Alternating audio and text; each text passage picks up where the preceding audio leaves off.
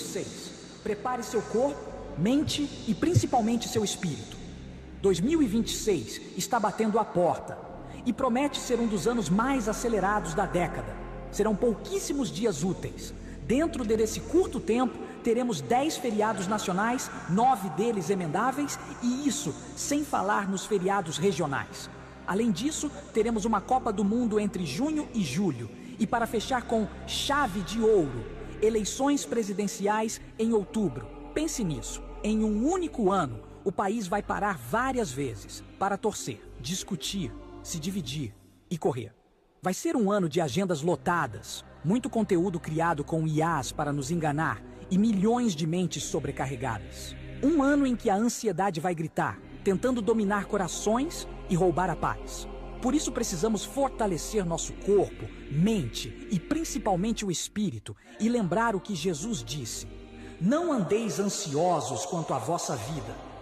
Jesus sabia que o mundo se aceleraria, que os dias pareceriam curtos demais, e por isso nos ensinou a buscar primeiro o reino de Deus e a sua justiça. Enquanto o mundo estiver correndo atrás de resultados, de títulos e de promessas eleitorais, os que confiam no Senhor estarão firmes. Não porque o calendário será leve, mas porque o coração estará ancorado na eternidade.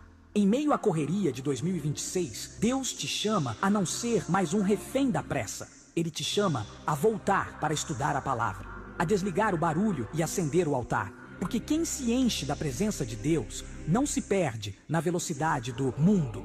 E a grande pergunta final é: quando o mundo estiver torcendo, discutindo e correndo, você vai estar buscando o quê? Esse vídeo provocou alguma reflexão no final do ano que passou. Nós estávamos já planejando qual seria a nossa temática para 2026. E ele nos despertou para perceber da necessidade de invocarmos, de clamarmos pelo reino de Deus. Inclusive, a série de janeiro que estamos tratando é esse: que reino você está buscando? Nós iniciamos o ano falando da oração que deu base para o tema do ano: venha o teu reino. A oração de Jesus. E quando você ora de forma consciente, a oração do Pai Nosso, você está invocando o reino de Deus. Você está escolhendo o reino de Deus. Semana passada, quando o pastor Wagner falou sobre o reino que governa o seu coração, a pergunta era: onde é que está o seu tesouro? Onde também estão os seus olhos? E quem é o Senhor sobre a sua vida? Hoje eu quero convidá-lo para abrir a Bíblia no texto de Mateus 4, versículos 1 a 11, que narra o episódio da tentação de Jesus. Você pode usar sua Bíblia impressa, seu smartphone, seu tablet, ou acompanhar no telão a leitura do texto bíblico, que diz o seguinte: a seguir, foi Jesus levado pelo Espírito ao deserto para ser tentado pelo diabo, e depois de jejuar 40 dias e 40 noites teve fome. Então o tentador, aproximando-se, lhe disse: se és filho de Deus, manda que estas pedras se transformem em pães. Jesus, porém, respondeu: está escrito, não só de pão viverá o homem, mas de toda a palavra que procede da boca de Deus. Então o diabo o levou à cidade santa, colocou-o sobre o pináculo do templo e lhe disse: se és filho de Deus, atira-te abaixo, porque está escrito, aos seus anjos ordenará a teu respeito que te guardem, e eles te susterão nas suas mãos para não tropeçares em alguma pedra. Respondeu-lhe Jesus: também está escrito, não tentarás o Senhor teu Deus. Levou ainda o diabo a um monte muito alto, mostrou-lhe todos os reinos do mundo e a glória deles, e lhe disse: tudo isto te darei, se prostrado me adorares. Então Jesus lhe ordenou: retira-te, Satanás, porque está escrito, ao Senhor teu Deus adorarás e só a ele darás culto. E com isto o deixou o diabo, e eis que vieram os anjos e o serviram. Pai, a tua palavra, ela é viva e eficaz, ela é mais penetrante do que espada de dois gumes, ela penetra o profundo do coração e da alma, e ela é apta para discernir os pensamentos do coração.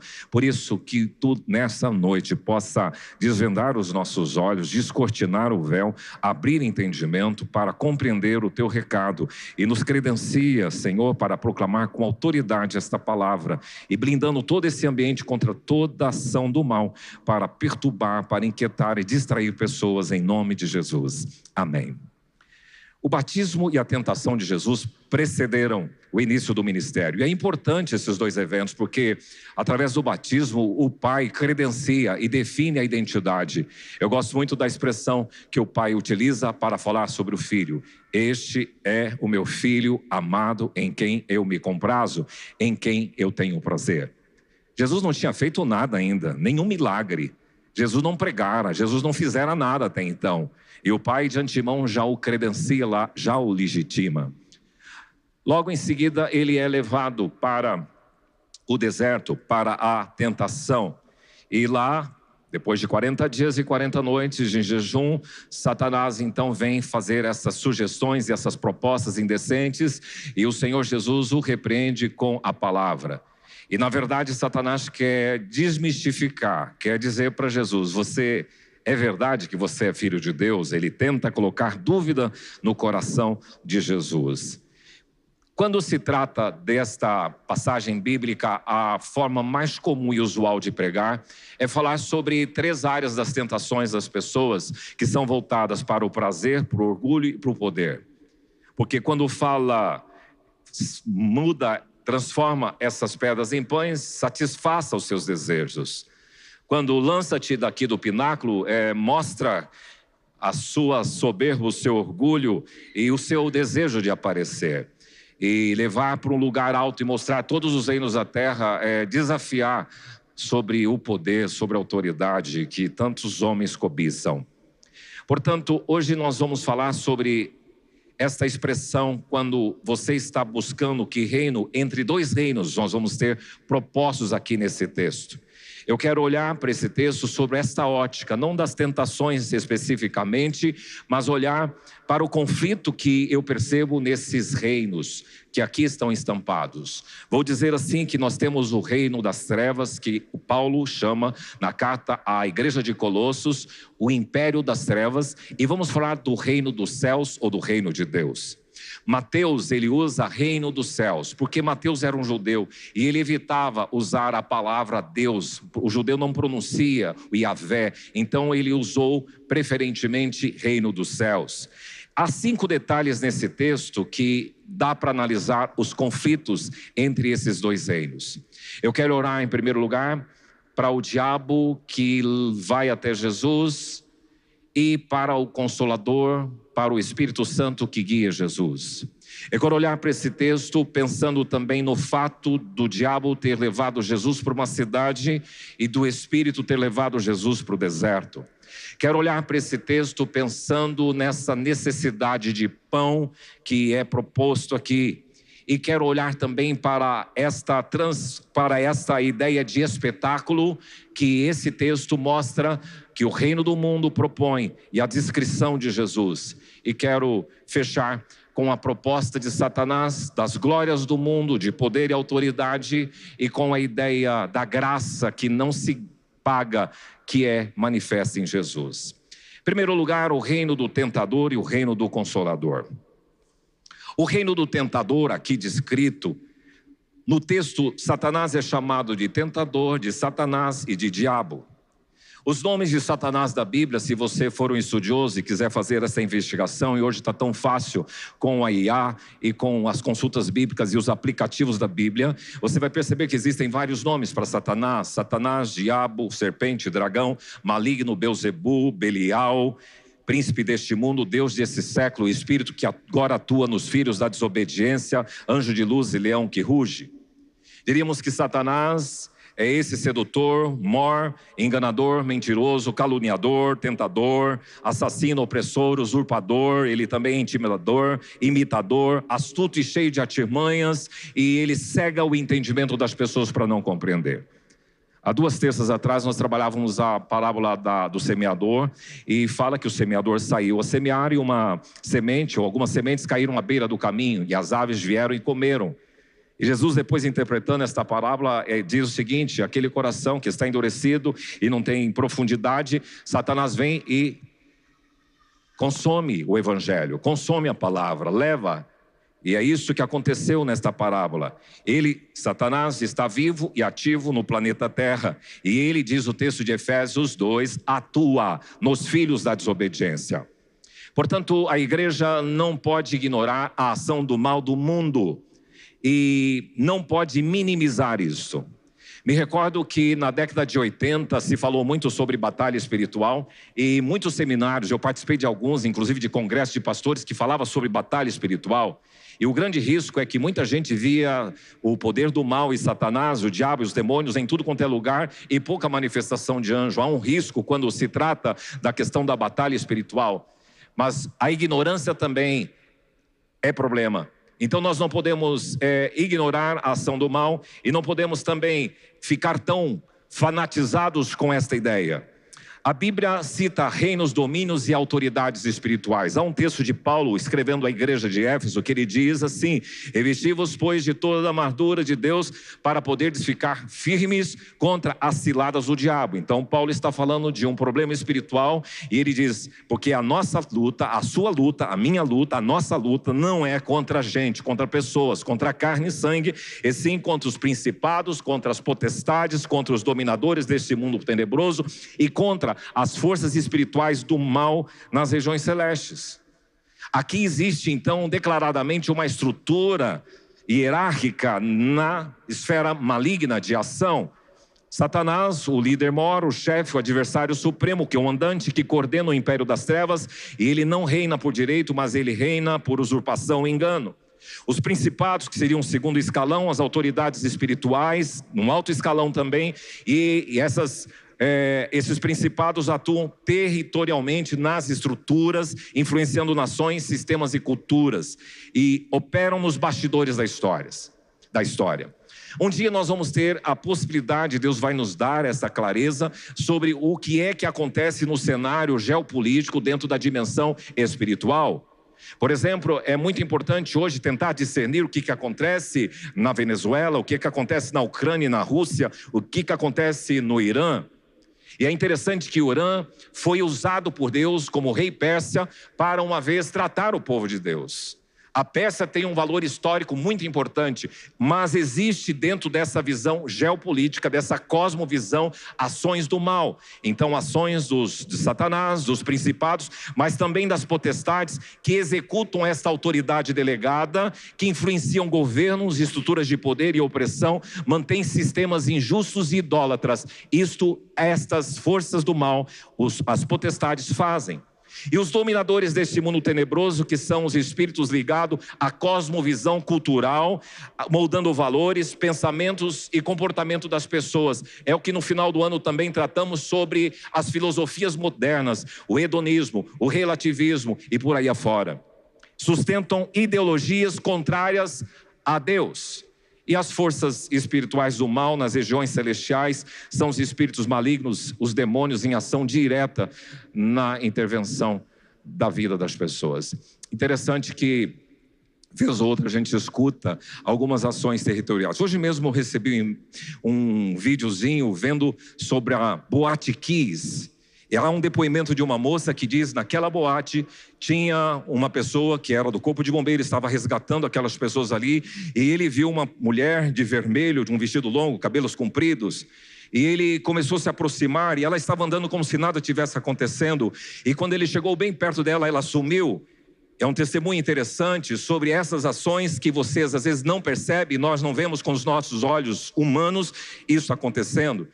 Numa outra aplicação, eu já ouvi pessoas da área de segurança que trabalham com a proteção dos moradores de uma cidade, que em alguns momentos, quando eles estão de plantão na sua esfera de trabalho, acontecem algumas ocorrências similares. Tipo assim, naquela noite, várias pessoas caem de escada em vários lugares diferentes da cidade. Ou então acontecem suicídios em alguns lugares também da cidade no mesmo dia, na mesma noite, como que se fosse uma coisa arquitetada. E de fato assim o é quando a gente entra nessa dimensão de mundo espiritual. Portanto, as forças espirituais do mal existem, não minimizem e estejam antenados. E por isso que você tem que se revestir de toda a armadura de Deus para você ficar firme contra todo esse tipo de cilada, de ameaça e de coisas do mal que pode entrar na sua vida, por redes sociais, por TV, por filmes. Vários vídeos, várias músicas foram consagradas. E às vezes você coloca isso dentro da sua casa, você está sem perceber, invocando a ação do mal na sua história. Aqui é importante saber que o reino do mal está sob juízo e já foi despojado na cruz. E Satanás e toda a estrutura já foi derrotada na cruz. Portanto, ele ainda age e vai ser um dia liquidada toda a situação com ele. Aqui em Mateus 4, o diabo tem 3 medidas que ele adota com Jesus. Aproxima, leva e diz. Pode perceber, aproximando-se Satanás de Jesus, depois levou-o à cidade, levou-o ao pináculo do templo e disse. Veja que esta forma de Satanás agir ainda não mudou. Ele se aproxima das pessoas, ele se aproximou de Eva. Ele não veio de forma violenta, agressiva, mas ele veio de forma astuta e sutil. Ele se aproxima por sugestão, ele se aproxima por pensamento. Ele se aproxima colocando dúvidas e plantando ideias no coração e na mente das pessoas.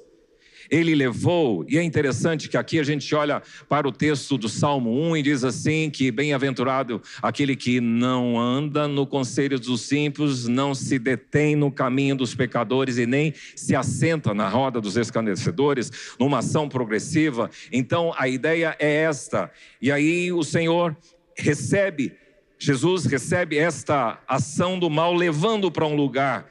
O diabo trabalha mudando o ambiente, mudando o foco, mudando posição. E por fim ele diz, por fim se és, ele fala, ele conversa, ele sugere, ele questiona, ele argumenta, ele põe dúvidas. Satanás é expert em criar narrativas. Essa palavra é moderna e tem se usado muito, porque no meio político, não se iluda, existem muitas narrativas que vêm do inferno e vêm no inferno para seduzir pessoas. Ele é expert porque ele é o pai da mentira, diz as Escrituras Sagradas. Mas se por um lado há o reino do tentador, do outro lado há o reino do consolador. O reino do consolador é este que o texto diz, e Jesus foi levado pelo Espírito. Foi levado pelo Consolador ao deserto. O Espírito Santo é o Consolador, porque o próprio Senhor Jesus declarou, eu vou para o Pai e rogarei, e Ele vos dará o outro Consolador. É muito importante entender esta palavra na língua grega, sempre falo dela, parácletos. Para, do lado, kletos, chamado. O Espírito Santo é o Paráclitos, o Consolador é esta palavra, Paráclitos, chamado para andar do lado. É aquele que está com você, que caminha com você, que ajuda, que consola, que defende, que socorre, que orienta, que acompanha, fortalece, assiste você e te sustenta na prova. E esse Paráclitos é que conduz Jesus para o deserto. Ser levado pelo Consolador não é ter isenção de provas, porque tem muita gente, olha, eu estou nas mãos do Espírito, estou nos braços do Consolador. Mas aqui ele levou para o deserto, ele foi conduzido ao deserto, porque a espiritualidade madura, ela não evita conflitos. O Espírito não nos leva somente a lugares tranquilos, suaves e cheios de paz, como foi no batismo, mas também o Espírito, o Consolador, nos leva para lugares de prova e está conosco neste momento. Há dois exemplos na vida de Paulo que mostram a presença do Espírito numa situação de crise. Por exemplo, Paulo estava em Mileto, manda chamar os presbíteros de Éfeso e lá ele está conversando com eles e de repente ele diz assim, agora constrangido em meu espírito vou para Jerusalém, não sabendo o que ali me acontecerá, senão que o Espírito Santo de cidade em cidade me assegura que me esperam prisões e tribulações. O Espírito Santo levou Jesus para o deserto. Esse mesmo Espírito está dizendo para Paulo que lá nesses lugares por onde ele iria passar, estariam esperando ele prisões e tribulações. Alguns dias depois, quando você vê em Atos 21, um capítulo depois, o profeta Ágabo, e Paulo agora já está lá na casa de Filipe, em Cesareia. Filipe era um evangelista e tinha mulher e filhas profetisas. De repente esse profeta Ágabo toma o cinto de Paulo, ligou os próprios pés e mãos e disse: assim diz o Espírito Santo, o dono deste cinto será assim amarrado em Jerusalém. Perceba então que o Espírito Santo levou Jesus ao deserto. O Espírito Santo disse que Paulo no final da sua vida enfrentaria prisões, e o Espírito Santo através de Ágabo diz que também assim aconteceria com o dono daquele cinto. A primeira aparição do Espírito Santo nas Escrituras está em Gênesis 1:2, e o texto bíblico relata o seguinte: a terra, porém, estava sem forma e vazia, havia trevas sobre a face do abismo, e o Espírito de Deus pairava sobre as águas. É muito importante entender essa presença do Consolador, do Espírito Santo, porque em meio ao caos, à desordem, Deus está presente. O Verbo, o Paráclito, o Consolador, pairava, indicando cuidado, proteção e ação intencional como uma ave sobre o ninho. Antes da ordem e da palavra criadora vem a presença do Espírito. Este é o reino do Espírito. Este é o reino que você e eu devemos viver. E você está em confronto aqui sobre o reino do tentador e o reino do Consolador, o reino do Espírito. Não é um terceiro reino, o reino do Espírito, mas é o reino de Deus operado pelo Espírito, que age, que é impulsionado, que segue a dinâmica do Espírito, e que a presença e a manifestação dele acontece. Agora, tanto para o reino do tentador como para o reino do Consolador, nós vamos perceber direção. Veja assim que há uma proposta de direção no reino do tentador. A direção do diabo é tentar, a direção dele é seduzir, é confundir, é enganar, é criar dúvidas, é produzir atalhos, é desfazer a identidade, é acusar, é trazer culpa para o seu coração, pressionar e distorcer. E Jesus o descreveu que esse tentador, o ladrão, vem para roubar, para matar e para destruir. Essa é a direção que esse reino do tentador traz. Mas a direção do reino consolador é diferente. Esse reino do Consolador, ele dá a direção de convencer você do pecado, da justiça e do juízo.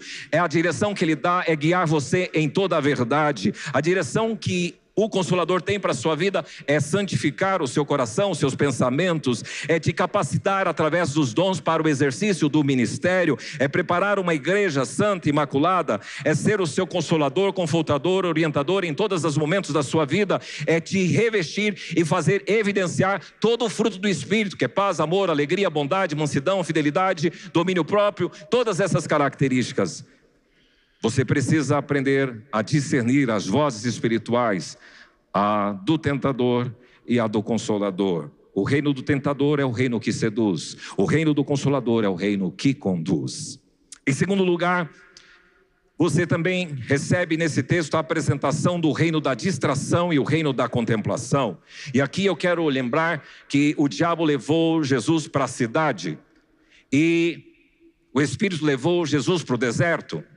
É importante esse contraste. Eu não estou dizendo assim que a cidade é má, mas no sentido teológico existem algumas coisas que podemos aplicar no aspecto da cidade, porque a cidade é esse reino da distração. A cidade, a polis, é o lugar da multidão, é o lugar do fervo, é o lugar das engrenagens, dos sistemas, da agitação, é o lugar do movimento, é o lugar do entretenimento, da aparência, da efervescência, é o lugar da pressa, do ativismo, do trabalho. É o ambiente do ruído, da pressão e da ansiedade. Essa é a cidade.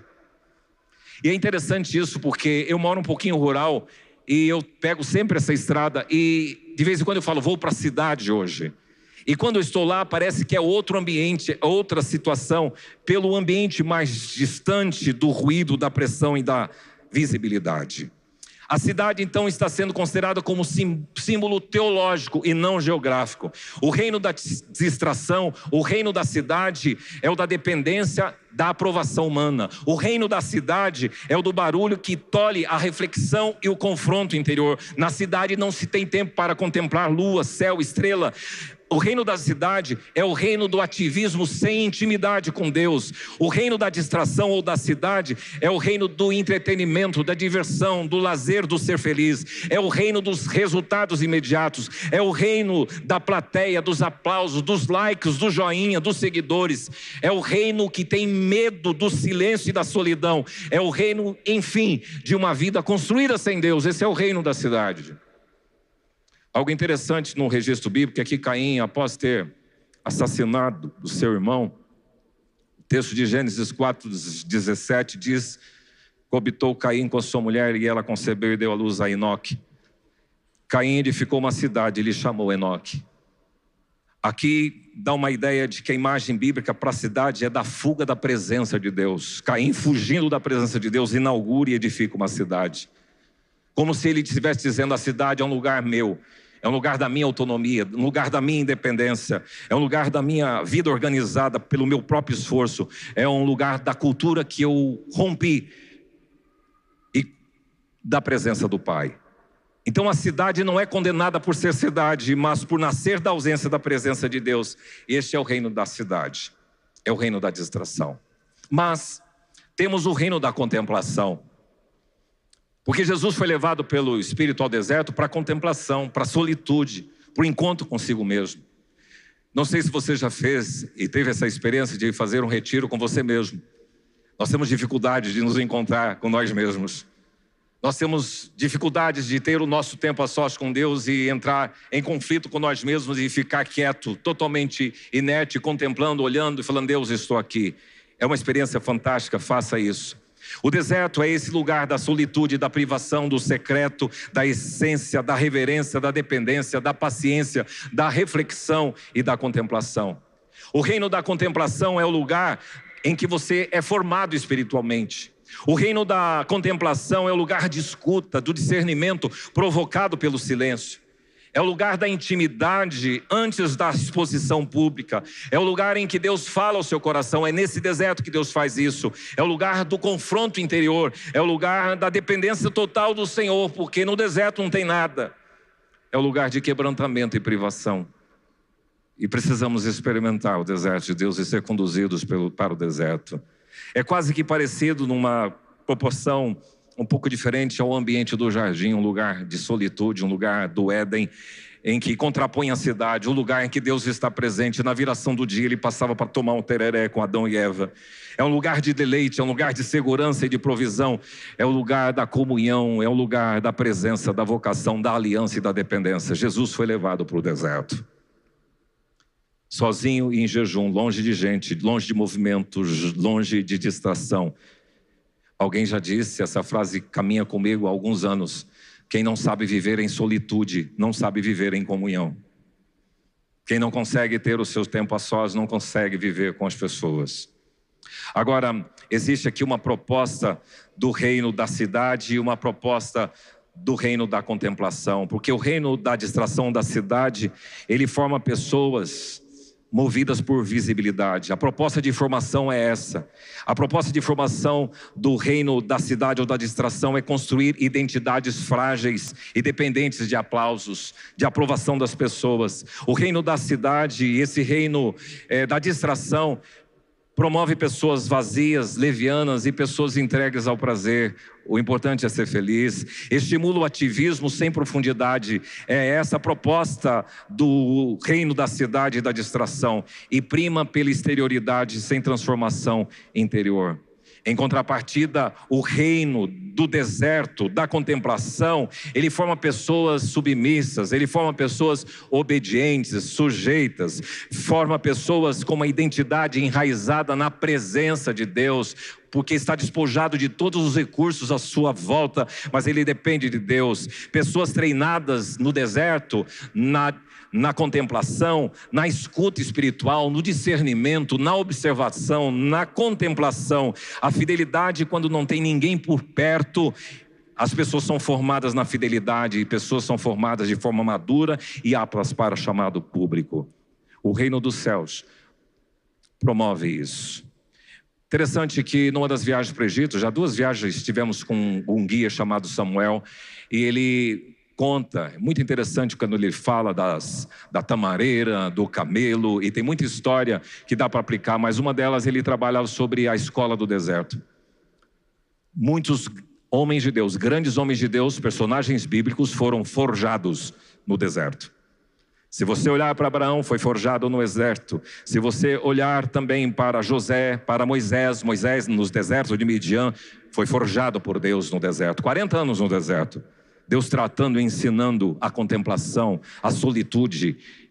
O povo de Israel, o povo de Deus foi forjado no deserto antes de conquistar a terra prometida. Davi fugiu de Saul muitas vezes no deserto.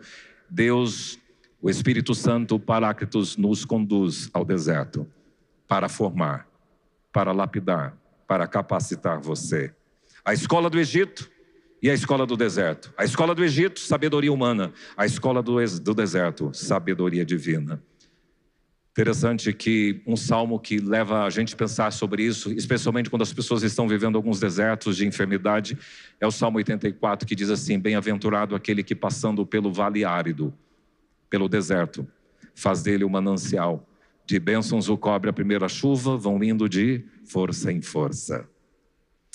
Terceiro lugar, o reino da necessidade e o reino da fidelidade. E aqui a gente entra no pão e na palavra. Transforma essas pedras em pães. Nem só de pão viverá o homem, mas de toda a palavra que procede da boca de Deus. No reino da necessidade, o reino do pão, dá ênfase à satisfação imediata. Tem que resolver o problema agora, custe que custar. Justifica o próprio erro alegando urgência. Troca princípios pela sobrevivência. Esaú fez isso. Trocou a sua primogenitura pela urgência, pela sua necessidade, prato de lentilhas. Saul fez isso. Ele sacrificou de forma indevida, não aguardou o profeta Samuel por causa da necessidade e da urgência.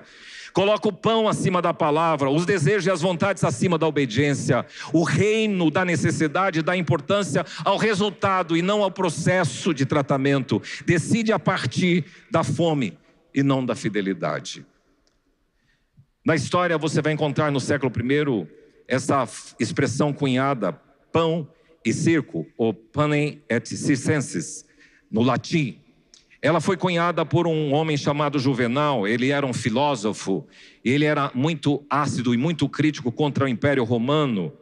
E esta expressão representava o quê? Política do Império Romano para satisfazer as necessidades das pessoas imediatas, o pão. Então o imperador, o Império de Roma deveria fornecer pão.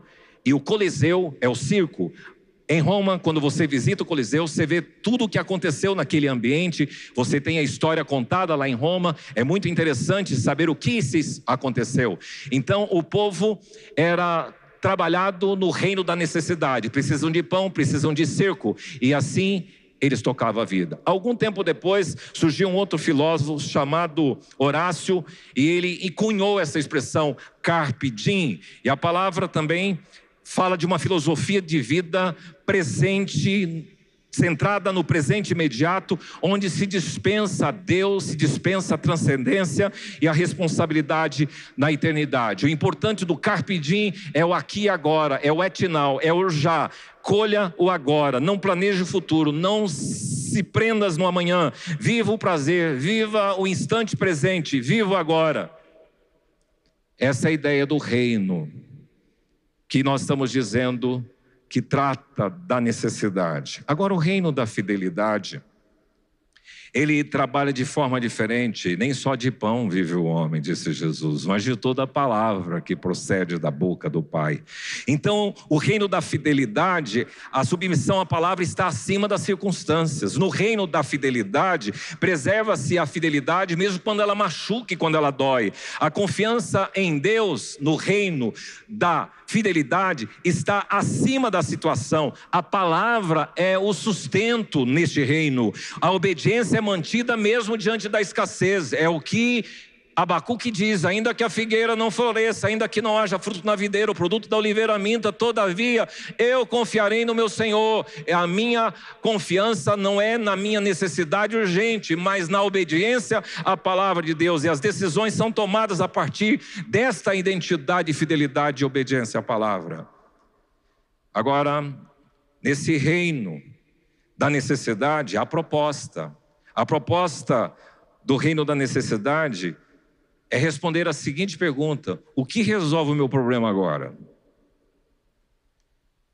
As escolhas são fundamentadas nesse critério de decisão, justamente nesta ideia de urgência, de pressão emocional, e os critérios para decisão direcionados por esse reino da necessidade são essas: aceita atalhos, flexibiliza princípios, busca alívio imediato. Em contrapartida, o critério de decisão no reino da fidelidade é diferente. Ele responde: o que é que Deus já diz? Não é a pergunta: o que resolve o meu problema agora? E ele escolhe então no reino da fidelidade, baseado na palavra, na obediência, e ele agora se sujeita ao processo e à confiança, recusando todo tipo de atalho, e promove a fidelidade no coração. A necessidade não justifica a infidelidade. Aplique isso em suas finanças. Tem muita gente que não é abençoada, e permita-lhe dizer com muito respeito, você não é abençoado na sua vida financeira pela falta da sua fidelidade e obediência com relação aos dízimos. Tem muita gente que não prospera porque também não é fiel à palavra na generosidade. Existem princípios, e se você guardar esses princípios, eles vão trazer bênção para a sua vida. Grave isso sempre: a obediência traz bênção e a desobediência encrenca. Terceiro lugar, vamos para o pináculo do templo, porque no pináculo do templo eu encontro dois reinos: o reino da ostentação e o reino da discrição. O reino da ostentação é o reino do espetáculo, da presunção, da exibição. O reino da discrição é o reino do anonimato, da devoção e da submissão. A proposta de Satanás é uma cena cinematográfica: lança daqui e os seus anjos vão vir acudir. É algo bem hollywoodiano, digno da Pixar, da Disney, de uma grande produtora de cinema, feita para viralizar, impressionar e convencer pelo impacto. Imaginem o Filho de Deus se lançando do ponto mais alto do templo, anjos surgindo em câmera lenta, a multidão em suspense, uau! E o milagre acontecendo diante de todos, aplausos, reconhecimento imediato, fé produzida pelo impacto visual. Esse é o reino da ostentação. Esse é o reino do espetáculo, esse é o reino do pináculo. Valoriza a performance, valoriza a autopromoção, a soberba, a vaidade, valoriza o orgulho, deseja impressionar, deseja chamar a atenção, gosta da visibilidade, sente necessidade de provar algo publicamente. É a proposta de Satanás para Jesus. Usa a escritura fora do contexto, promove essa espiritualidade performática. Eu me recordo também num desses congressos de pastores, a gente falar da coreografia gospel. Que às vezes as pessoas estão no lugar, então todo mundo levanta a mão, a gente levanta a mão porque é coreografia. Mas não é essa questão de visibilidade. Quando você pode levantar as mãos, você pode cantar com força, você pode gritar aleluia, você pode aplaudir. Mas isso tem que ser algo genuíno dentro do seu coração. Não para mostrar a sua espiritualidade. Em contrapartida, no reino da discrição, Jesus recusa o espetáculo. Jesus não quer aparecer. A resposta que ele dá para Satanás revela isso. Uma fé verdadeira. Jesus tem uma fé obediente, serviçal, confiante, silenciosa.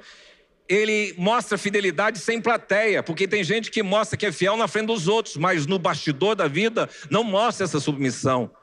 É uma fé que não exige sinais para obedecer, não quer ver para crer, ele não espiritualiza tudo, não usa promessas para justificar o seu comportamento e a sua vaidade, e não confunde a fé com a autopromoção. Essa é ao reino da discrição e essa espiritualidade. Jesus é a personificação do reino da discrição, desse reino que trabalha através da sua vida e dos seus ensinos. Por exemplo, ele estimula a espiritualidade do deserto. Várias vezes Jesus foi para o lugar deserto para orar.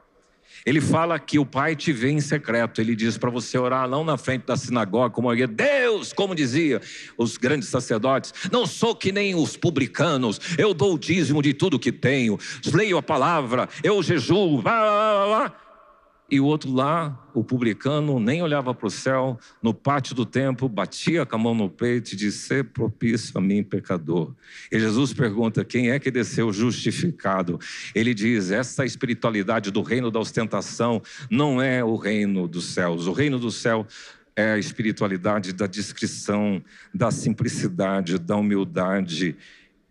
Inclusive, Jesus ordena que os milagres que ele faziam não fossem divulgados. Ele evitava a autopromoção. Ele se retira após as grandes manifestações. Ele não queria essa aclamação popular. Ele porta-se sem barulho, sem publicidade, sem slogan, sem alarde, sem holofotes, sem glamour, em total discrição no mundo oculto. Então há uma proposta de comportamento do reino aqui, da ostentação, e há uma diretriz de comportamento para o reino da discrição. A proposta de comportamento do reino da ostentação tenta responder à pergunta: como é que eu posso servir isso? Será que as pessoas vão ver? A proposta de comportamento do reino da ostentação é agir para impressionar, é buscar a validação pública, é valorizar a aparência espiritual, é confundir fé com exibição. Já a diretriz do reino da discrição, a pergunta não é como posso ser visto, mas o que agrada ao Pai. Como Deus vai ficar contente com a minha vida? E age a partir da obediência e valoriza a fidelidade silenciosa, a fé no secreto, a fé do quarto, reconhecendo que o Pai vê e recompensa. Então, enquanto o reino da ostentação busca aplausos, palco e pináculo, o reino da discrição busca agradar ao Pai e forma pessoas para o altar, não para o palco, não para o pináculo. Quinto e último lugar, o reino da barganha e o reino da graça que se ganha. Eu poderia chamar o reino da barganha sobre o reino do usurpador, o reino da usurpação, o reino da sedução, o reino da ambição. E o reino da graça que se ganha, o reino do Pai Criador, o reino da adoração, da devoção e da rendição. Perceba que o reino da barganha poderia ser descrito: tudo isso te darei se prostrado me adorares. É da condição, é do toma lá da cá, é o da troca. E você tem que tomar cuidado, porque você corre um risco de ter uma espiritualidade do toma lá da cá. Se eu fizer isso, Deus vai me abençoar. Eu fui muito confrontado alguns anos atrás numa palestra do Ricardo Barbosa sobre espiritualidade, quando ele falava sobre a espiritualidade cristã e espiritualidade demoníaca, e eu já trabalhei isso com vocês aqui. Mas Satanás chega para Deus e Deus diz: você viu meu servo Jó?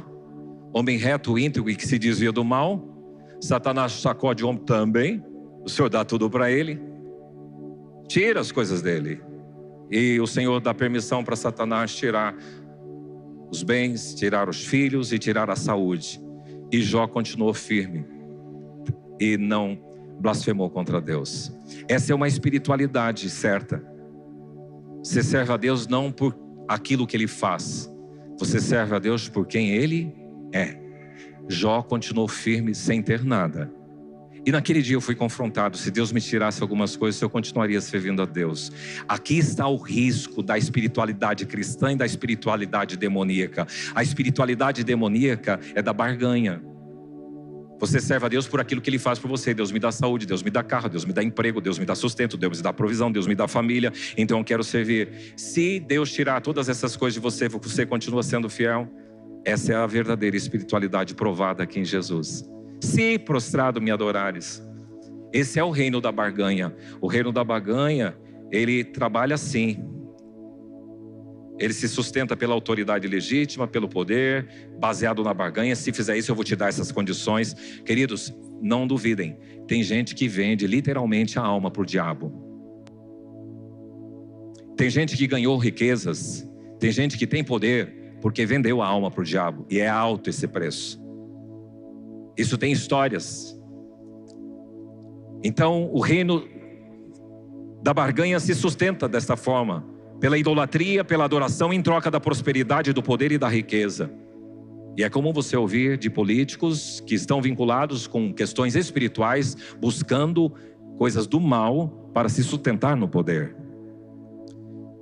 Este reino promete cura, promete poder e conquistas, mas cobra a rendição da alma. Agora, o reino da graça que se ganha, Jesus está dizendo que o reino se vive a partir de uma relação correta com Deus, de adoração, e o reino não se negocia. Não se troca adoração por poder, não se substitui a verdade por uma glória momentânea. A graça não é mercadoria negociável que se compra no mercado. Ganhar o reino de Deus é perder os falsos reinos. O reino da graça que se ganha reconhece a autoridade genuína do Pai das luzes, do Pai bondoso. Este reino descansa no amor do Pai, na justiça e na graça do Pai. Que tremendo vocês estarem cantando aqui. O reino é sempre eterno, fundamentado na fidelidade, justiça e igualdade. Esse é o reino que nós almejamos. Estamos cansados dessa nojeira política de todos os lugares do mundo, de déspotas, de gente do mal. E nós cremos e declaramos: venha o teu reino de justiça e de equidade. Traz à tona toda a sujeira escondida debaixo do tapete. Um dia vocês vão contemplar e vocês vão ficar horrorizados de saber quantas coisas absurdas que o homem é capaz de fazer. E a proposta e diretriz de senhorio desses dois reinos, a proposta do reino da barganha com relação ao senhorio diz: não tem problema exercer a autoridade mesmo que você não tenha legitimidade. Busque o sucesso, independentemente de a quem você presta adoração. Se você está indo bem, pode adorar o capeta, pode adorar quem você quiser. Você pode ter poder sem necessidade da cruz. Esta é a ideia do reino da barganha. Agora, no reino da graça que se ganha, é diferente. A pergunta-chave é: a quem você adora? A quem você presta culto? Coloca-se sob a submissão antes de ser exaltado. E desfruta o reino, passando pelo caminho da cruz. Recebe o cuidado divino. Eu gosto muito quando o texto da tentação encerra assim: e vieram os anjos e serviram. Depois de 40 dias de um ralo lascado, de privação, de disciplina espiritual, de Satanás ali no encalço, a presença angelical, são ministradores do bem. E nós precisamos desfrutar mais das presenças dos anjos do Senhor, porque a Bíblia diz que o anjo do Senhor acampa-se ao redor dos que o temem e os livra. É isso, tem anjos nesse lugar. Gabriel era pequeno e muitas vezes falou: pai, no quarto dele, estou vendo o anjo. Falei: louva a Deus por isso, filho. É isso, queridos. Essa semana eu escutei uma outra pessoa, uma mãe, dizendo: meus filhos estavam numa casa estranha de uma outra pessoa que tem vínculos com questões espíritas. Falou: mãe, tinha uma pessoa feia lá dentro, uma capa preta. Falei: repreende no nome de Jesus. Bom, que reino você está buscando? Nós temos aqui duas propostas, dois reinos. Nós temos o reino do império das trevas, o reino dos céus, o reino de Deus. O reino do tentador e o reino do consolador, que traz direção distinta. O reino da distração e o reino da contemplação, que trazem formação diferentes.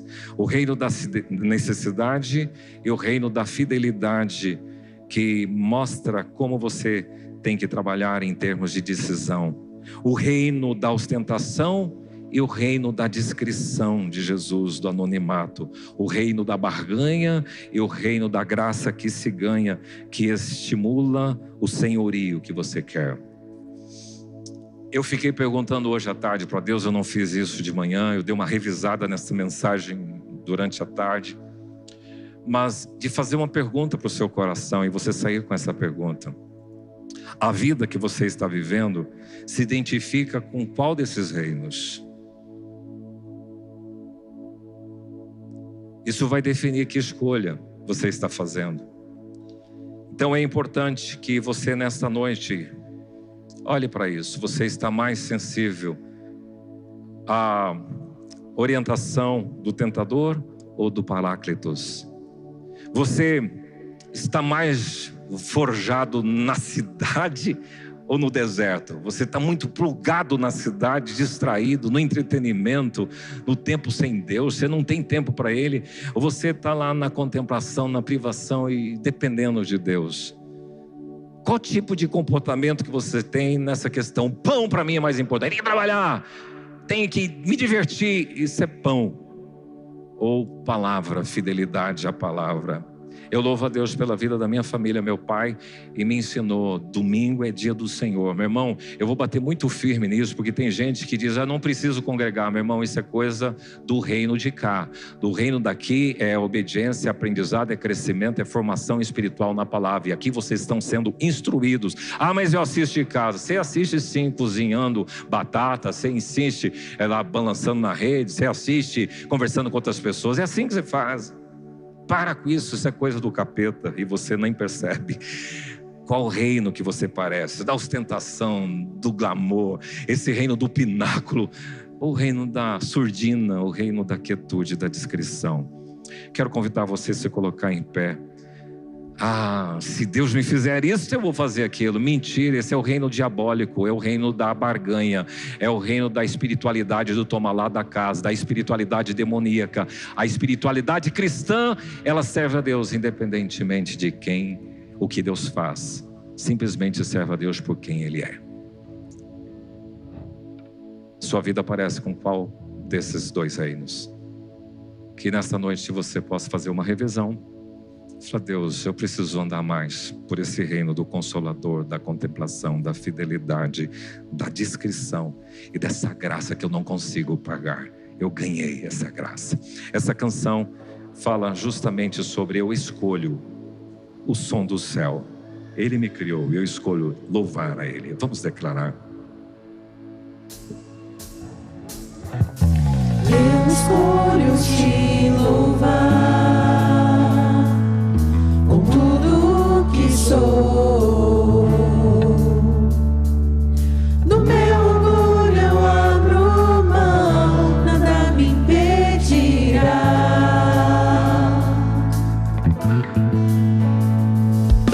Tudo que há em mim entrego em tuas mãos, pois nasci pra te adorar, com minha vida te louvar. Eu escolho o som do céu e eu canto aleluia, pois és bem maior, o mundo não vai me afastar de ti.